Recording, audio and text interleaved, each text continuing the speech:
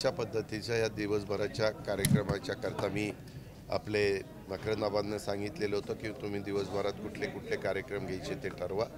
आणि बँकेनी पण बँक आज देशामध्ये जिल्हा मध्यवर्ती सहकारी बँकांच्यामध्ये एक अग्रगण्य बँक म्हणून सातारा जिल्हा मध्यवर्ती सहकारी बँकेची जी ओळख आहे ती परंपरा ही आपल्या खासदार नितीन पाटलांनी पण त्या ठिकाणी चालू ठेवलेली आहे. त्या गोष्टीचं मनापासूनचं आणि त्यांच्या बोर्डाने त्या गोष्टीचं मनापासूनचं समाधान अनिल देसाई व्हाईस चेअरमन असतील, बाकीचं सगळं त्यांचं बोर्ड असेल, अनेक दिग्गज मान्यवर त्याच्यात आहे, सगळे मिळून चालवतात. त्याही गोष्टीचा एक मी समाधान व्यक्त केलेलं आहे. आणि त्यांचे काही 3-4 प्रश्न होते. मी आता आज सुट्टी आहे, काल सुट्टी होती, उद्या सुट्टी आहे, पण मंगळवार बुधवार मी मुंबईत आहे. त्यावेळेस मुंबईत गेल्यावर सहकार विभागाच्या अधिकाऱ्यांशी बोलून आणि मंत्री महोदयांशी बोलून त्याच्यातनं तो मार्ग काढील आणि ते प्रश्न तसाच लागेल.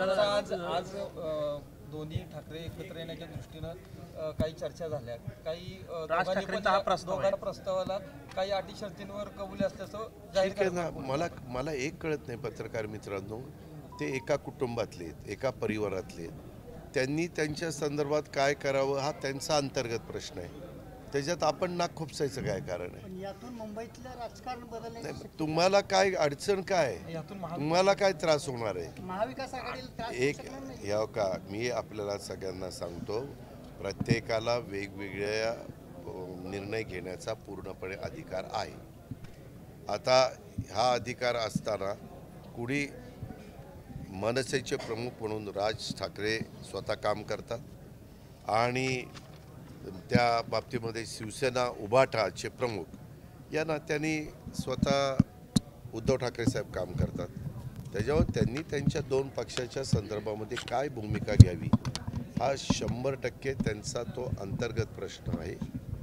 आणि काही वर्गाला जे शिवसेना आणि मनसे दोघांनाही त्या दोन्ही पक्ष ज्यांना आपलेसे वाटतात त्याच्यातला जो घटक आहे त्या लोकांना वाटतं की या दोघांनी एकत्र यावं, परंतु आपण त्यांनी एकत्र यावं का न यावं हे आम्ही कुठल्या राजकीय पक्षांनी काही सांगण्याचं काही कारण नाही.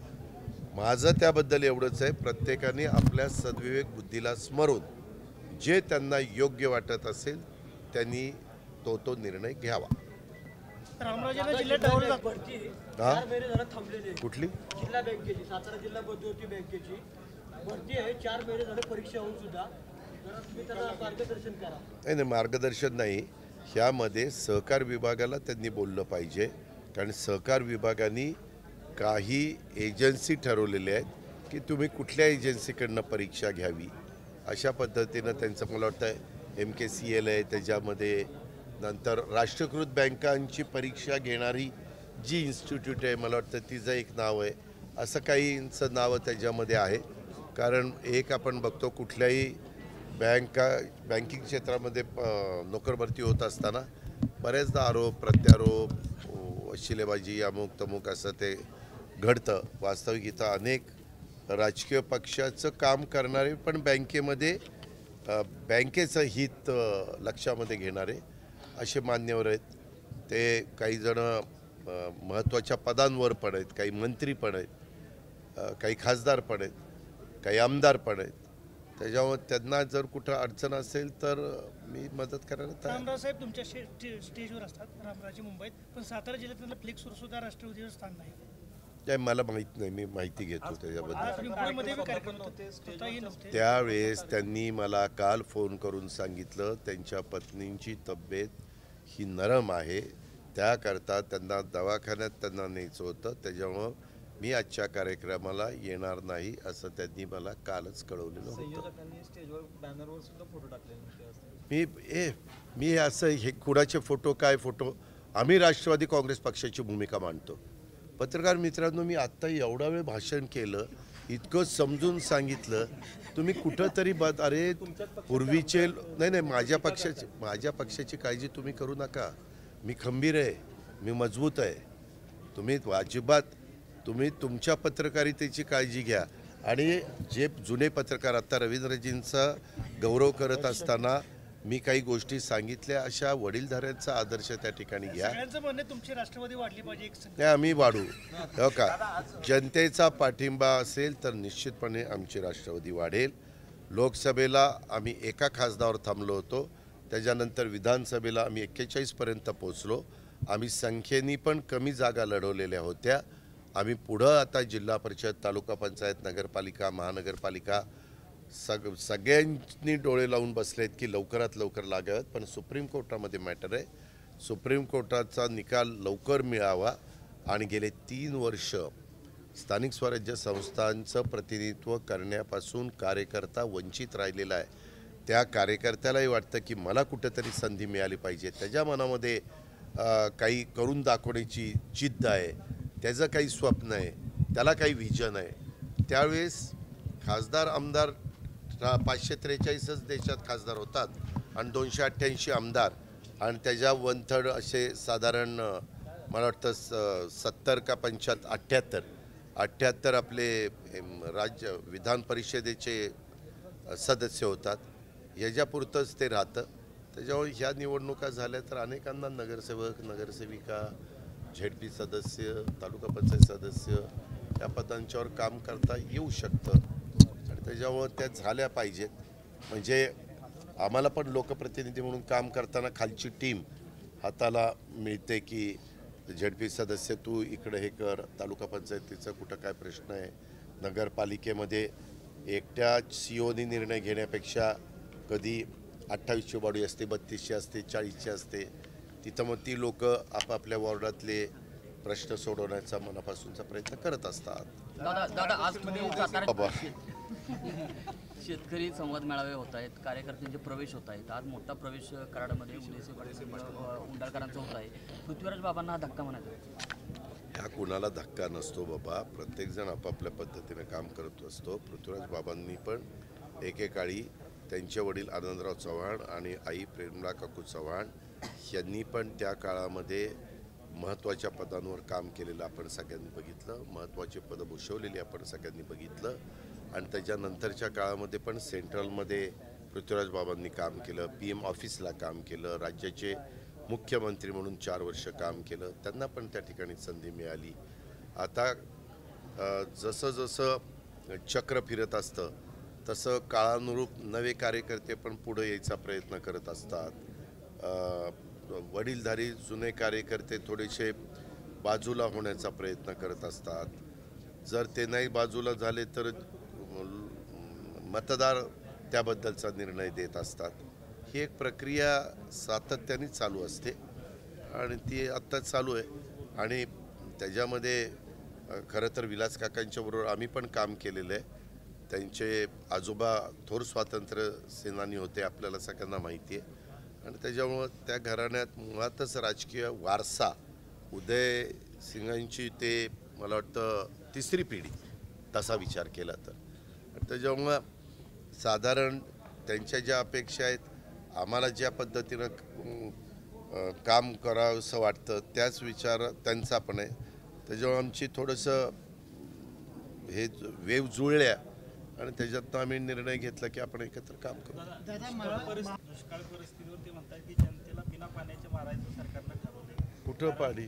नळ योजनेच्या नावाखाली पैसे उकळायचे चाललेत असे ते आरोप करतात. नाही, मग त्याच्यामध्ये पुरावा द्या ना, आम्ही इन्क्वायरी करू. आम्ही काय कुणाला एवढं मोठं बहुमत आम्हाला जनतेने दिलं आहे, हे कुणाला मारण्याकरता दिलेलं नाही आहे. लोक जनतेचा सर्वांगीण विकास करण्याकरता दिलेलं आहे. नाना पटोले पण एक जबाबदार व्यक्ती आहे. ते विधानसभा अध्यक्ष होते, आपले तुमचे खासदार होते, आमदार अनेक वर्षे. त्यांचं काही म्हणणं असेल तर जरूर त्यांनी मला सांगावं. आम्ही खोलात जाऊन त्याची चौकशी करू. पण चुकीचं वागलं असेल तर त्यांच्यावर कारवाई करू. असा काही वर्ग असतो, काही हे मध्ये आपल्यालाही माहिती आहे ना. सगळ्यांना त्या ह्याच्यात तोलू मापू नका. हाँ, उसके बारे में मुझे कुछ भी ज़्यादा पता नहीं है. जिस विषय के बारे में मुझे ज़्यादा जानकारी नहीं रहती उसके बारे में मैं जानकारी लूँगा. पाहायला मिळते असं एकंदरीत चर्चासत्रांमधून पाहायला मिळते. असं काय आहे का नेमकं? नाही मग काय कोणाचं वाढू नये असं तुम्हाला वाटतं का? मी माझं काम करतोय. मी 100 वेळा महाराष्ट्राला सांगितलंय की मी कामाचा माणूस आहे. जेवढं काही सकारात्मक लोकांच्या भल्याचं काम करता येईल तेवढं काम करण्याच्या करता मी माझा जास्तीत जास्त वेळ सकाळपासून रात्री उशिरापर्यंत देण्याचा प्रयत्न त्या ठिकाणी करतो. आणि मला काम करायला आवडतं. लोकांनी, लाडक्या बहिणींनी आम्हाला प्रचंड पाठबळ दिलेलं आहे आणि त्याच्यामुळं आम्ही काम करत राहणार. लोकांचे प्रश्न जितके काही मार्गी लावता येतील ते मार्गी लावण्याचा मनापासूनचा प्रयत्न सर, सातारा जिल्ह्याला आतापर्यंत 4 आहेत काय नाराजीतून आहेत की काय? अरे मला इथं विचारण्यापेक्षा तिथं जा आणि तिथं विचारणं त्यांना. मला काय हे अजिबात खोटं आहे. मी एकनाथराव शिंदे साहेब आणि आपले देवेंद्रजी आणि सेंट्रलचे मिनिस्टर हवाई उड्डाण मंत्री नायडू साहेब आणि राज्यमंत्री मोहोळ साहेब, आम्ही सगळे 5 लोक अमरावतीच्या विमानतळाला डोमेस्टिक फ्लाईट सुरू केली त्यावेळेस तिथं होतो. आम्ही जाताना एकत्रच गेलो. येताना एकनाथराव म्हणले की मी मुंबईला चाललो. मी त्यांना म्हणलं मी पण तुमच्याबरोबर येतो. मुंबईपर्यंत मलाही यायचं होतं. मी त्यांच्याबरोबर विमानात आलो. त्यावेळेस ते म्हणाले आता मी 3 दिवस माझ्या गावी जाणार आहे. त्यांना शेती करायला, गावातलं जे वातावरण आहे त्यांचं एक स्वप्न आहे की नवं महाबळेश्वर बसवायचं. मागं पण तुम्हाला आठवत असेल परंतु त्यावेळेस वेगवेगळ्या पर्यावरणाच्या वगैरे असे बरेचसे काही प्रश्न निर्माण झाले होते. आता तिथं त्यांना नवं महाबळेश्वर बसवायचं आहे. त्यांनी शेती पण मध्ये लक्ष घातलेलं आहे आणि त्यांना गावाकडं आल्यानंतर, प्रत्येकाला आपल्या गावाकडं आल्यानंतर एक जरा समाधान वाटत असतं. तशा पद्धतीनं त्यांना वाटतं आणि ते मुद्दाम, नाहीतरी शुक्रवार, शनिवार, रविवार 3 दिवस सुट्ट्या होत्या का नव्हत्या? मंत्रालयात तसं काम नव्हतं. त्यामुळं आपल्या ज्या गावात आपल्या वडिलांनी, आपल्या वंशजांनी शेतीवाडी केली, आपलं मूळ तिथं गाव आहे, ह्या गावामध्ये येऊन काही त्यांना शांतपणे काही गोष्टीचा विचार करता येतो. काही महत्त्वाच्या लोकांना जर तिथं बोलून त्यांना चर्चा करायची असेल, पक्ष